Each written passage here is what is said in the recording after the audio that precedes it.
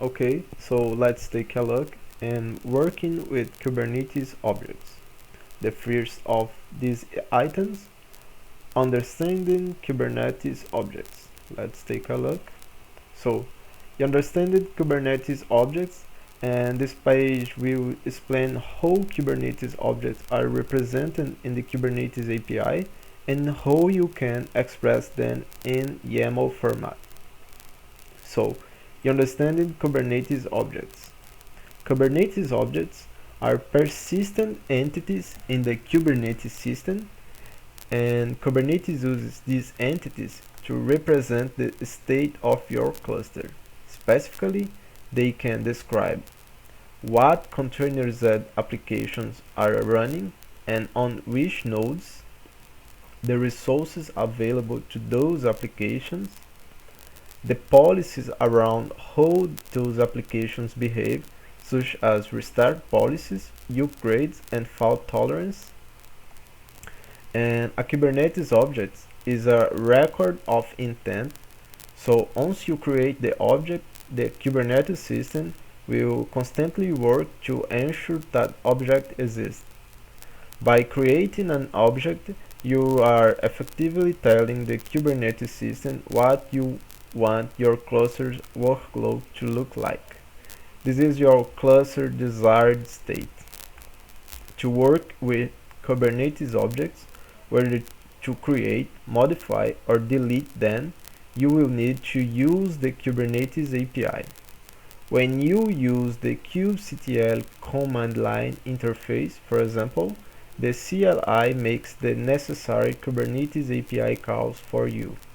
You can also use the Kubernetes API directly in your own programs using one of the client libraries. So, object spec and status. Almost every Kubernetes object includes two nested object fields that govern the object's configuration: the object spec and the object status.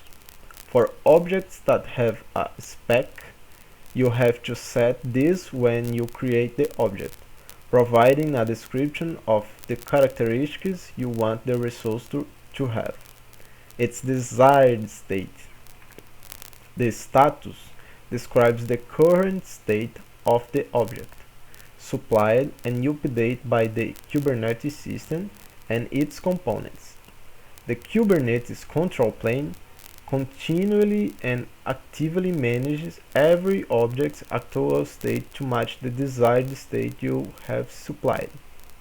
For example, in the Kubernetes, a deployment is an object that can represent an application running on your cluster. When you create a deployment, you might set the deployment spec to specify that you want 3 replicas of the application to be running. The Kubernetes system reads the deployment spec and starts 3 instances of your desired application by updating the status to match your spec. If any of those instances should fail by a status change, and so the Kubernetes system responds to the difference between spec and status by making a correction. So in this case, starting a replacement instance. For more information about the object spec, status and metadata, see the Kubernetes API conventions. So, describing a Kubernetes object. When you create an object in Kubernetes, you must provide the object spec that describes its desired state, as well as some basic information about the object, such as the name. When you use the Kubernetes API to create the object, either directly or via kubectl, that API request must include that information as JSON in the request body. Most often, you provide the information to the kubectl in a YAML file. Kubectl converts the information to JSON when making the API request. Here is an example of YAML file that shows the required fields and the object spec for a Kubernetes deployment. So you can see here the example. It's a deployment for a Nginx, and you also have here the desired state on the spec. Okay, so it wants 2 replicas.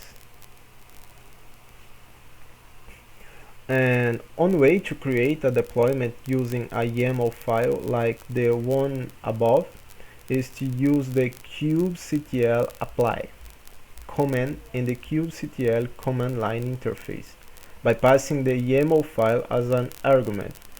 Here is an example. You can see here kubectl apply the file of the deployment as argument and the flag record. So the output is similar to this. Deployment created. So let's see the required fields.